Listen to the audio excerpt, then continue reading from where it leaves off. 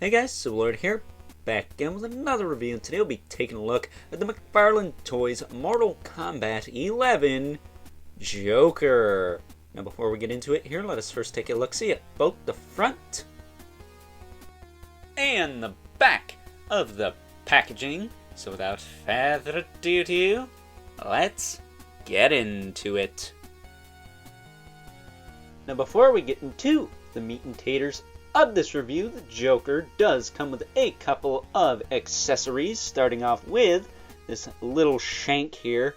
I'm calling it a shank because that thing is way too thick to be a knife.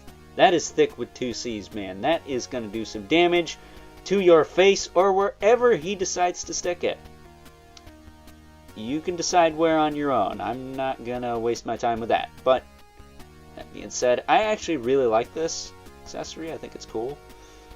Nice silver blade there, black handle, fits in either hand pretty well. And he also comes with this comically oversized cane. Not oversized as far as length goes, but as far as girth and thickness, because that is a, for lack of a better term, a very thick shaft. Yep, we went there. That's what she said. That said, there is a skull on the top, so bonus points for that because that looks cool. I dig that. Again, fits in either hand, but I will say you are going to want to heat this guy's hands up before you go trying to cram the accessories in there just so you don't break anything. But other than that, this is actually a really solid figure of good old Mr. J. So, taking a closer look at the Joker here. He does come with the Mortal Kombat 11 McFarlane Toys hockey puck display stand. I mean, how many times have we seen this now with different logos on it? The very hard to see DC logo, the Spawn logo, this logo. I'm actually going to be taking a look at one of those with the Warhammer logo on it at some point. But at any rate, before I get too far ahead of myself, I actually want to give a shout out to my super cool Aunt Kelly down in Florida, for hooking me up with this figure for my birthday, which was quite a while ago now, a few months at least, so a little bit late as far as getting this review out, especially since this figure came out last year, but I wanted to get it out because, well, I like reviewing stuff that people gift me, so, you know, take that for what it's worth. She also got me Kotal Khan, so we'll be taking a look at him in a couple of days.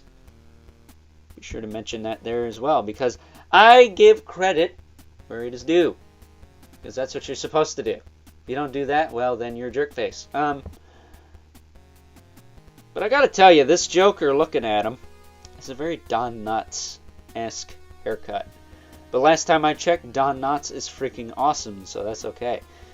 But looking at him closer, I gotta tell you, he reminds me a lot of my buddy Cody back when I worked at FYE. And I say this because Cody does cosplay as the Joker. He doesn't look like that on a normal basis, so don't get it twisted. I love Cody, he's my bro, but this figure does look like him quite a bit when he cosplays as the Joker, so I think that's kind of funny. Kind of why I like this Joker a lot. This is one of my favorite Jokers that McFarlane Toys has made. Not just because it kind of resembles a buddy of mine, but because it's really well done. He's got the striped pants, the pinstripes. They're sculpted in there, as opposed to painted. He's got some really nice paintwork on the head. A little bit more realistic, I think. Lacking a little bit of paint in the torso, I'll say. Could use a little more there. But other than that, nothing really glaring as far as paint goes. So as far as articulation on this guy, he's got a double ball peg in the neck. Or the head, I should say. Not like that Three Jokers Batman that had that ball peg all the way down here. That looked kind of weird. But he's got a double ball peg in the base of the skull that allows you to roll his head all around.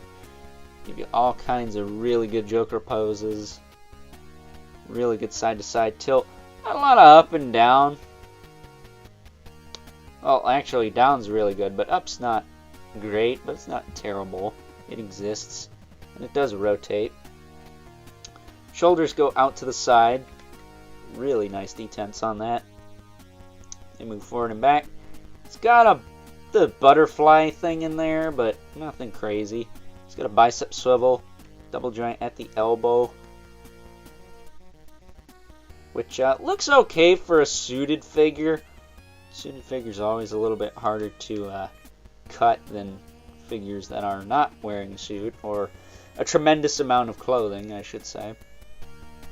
He does have the ball hinge wrists that do move up and down and in and out if you rotate everything around. And then he's got the swivel in the arm and in the wrist itself, the hand itself, I should say. And then as far as the torso goes, he can crunch about that far, which is okay. It's not great. You can rotate in both of those areas. It does have a little bit of tilt side to side and a little bit of back. Actually, this is one of the few McFarlane toys I have. Does he crunch further back? It's about the same, I think, back and forward as far as the crunch goes. Nothing crazy, but nothing terrible. It is the Joker, right? He doesn't always have to be a ninja, you know? Sometimes he moves like that, sometimes he doesn't. Depends on the source material. As far as the hips go, though, he can kick forward. Not the best, but good enough. Back down. You can do perfect splits, which makes me wonder why the Retro Spidey keeps getting the praise that it does, because, well, all these McFarlane Toys figures make that thing look bad as far as this point of movement goes. I mean, I personally am not going to be posing Spider-Man in the splits, but he should be able to do them at least. Thigh cut is non-existent. That's not really all that in a bag of Cheetos. I kind of want some Cheetos now. I shouldn't have said that. He's got a double knee, which you can get quite a bit of movement out of if you get it right. Very sharp on the angles there, but again, it's a suited body. Not sure how else to cut that. I'm sure there are cleaner ways than that, but at least he doesn't have the Cliffs of Dover going on. So, you know, it is what it is. Put that leg down. His feet do have that ball hinge in there, but because of the pant leg, it's nice and hidden, so you don't get the big ugly balls hanging out. That's what she said. Sorry, I couldn't help it there. But you do get rotation, you do get the rocker, and you do get the toe hinge, which is nice and tight on both sides in neutral. So you are welcome, because I bitch about toe joints all day, every day, 7 days a week, 30 days a month, give or take, and 365 days a year, again, give or take, because, you know, leap years. And after all my bitching, we're finally starting to get toe joints that aren't loose as shit. So you know what? I'm going to take all the credit on that. If you got a problem with that, suck it. But I got to tell you, I really like this figure. This is my favorite, probably one of my favorite Jokers from McFarlane Toys, at least. I still think my favorite Joker is the DC Classics Wave 10 Imperiex Collect and Connect Wave 1. Just because I have a lot of Mattel Batman stuff, and it's all very classic inspired and whatnot. So I think that's probably my favorite. But for a more modern, kind of dark, edgier take on good old Mr. J here, I think this is probably one of, if not my favorite. If I didn't mention it before, he's got peg holes at the bottom of the feet for the display stand. But yeah, that's Mortal Kombat 11 Joker in a nutshell. I think he's awesome. Depending on if you like how he looks in the game, will determine whether or not you really want this figure, really. Because it isn't a comic look, it is a video game look, and that can either sway you or turn you off. But at the end of the day, it's your money, and you're free to do with it as you so choose. So with that being said, let's now move on and take a look at some size comparisons. First up, here is Mr. J next to a couple other Mortal Kombat 11 figures, Kotal Khan and Baraka, who I've already taken a look at on this channel. Check that out if you haven't already. Baraka, I mean. We'll take a look at Kotal Khan the next couple of days here, but The reason I busted out good old Baraka here is because he has a Killer Croc skin in the Mortal Kombat 11 video game. And I think it'd be really awesome to get a figure of that version of Baraka, as well as a Hellspawn version of Jackie, who actually hasn't had a regular figure in this line, to my understanding. But with all the Spawn stuff coming out lately, it would be nice to get a more traditional style She-Spawn to go with all that. So let me know what you guys think of that in the comments below. Next up here is alongside a couple of characters from the DC Multiverse line as they appear in the Arkham games. We have, of course, Mr. J from Arkham Asylum, and judging by the looks of this MK11 one, you can kind of see where it draws its inspiration from, at least as far as I'm concerned.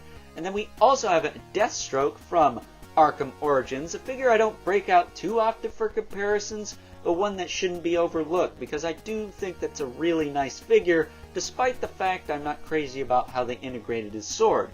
That said, I would actually like some more Batman rogues from the Arkham games. I know we got Killer Croc coming, and Solomon Grundy's rumored, but I actually like a lot more. Again, let me know what you guys think of that in the comments below.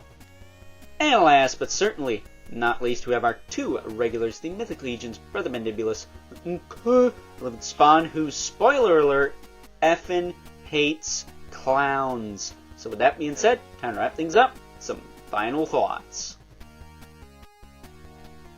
Overall, and much like the infected Batman of Earth -22 I took a look at last week from the DC Multiverse line, this figure's a bit of a sleeper hit for me. I went in with minimal to no expectations. I knew it was a cool figure, but I didn't think I'd like it as much as I do.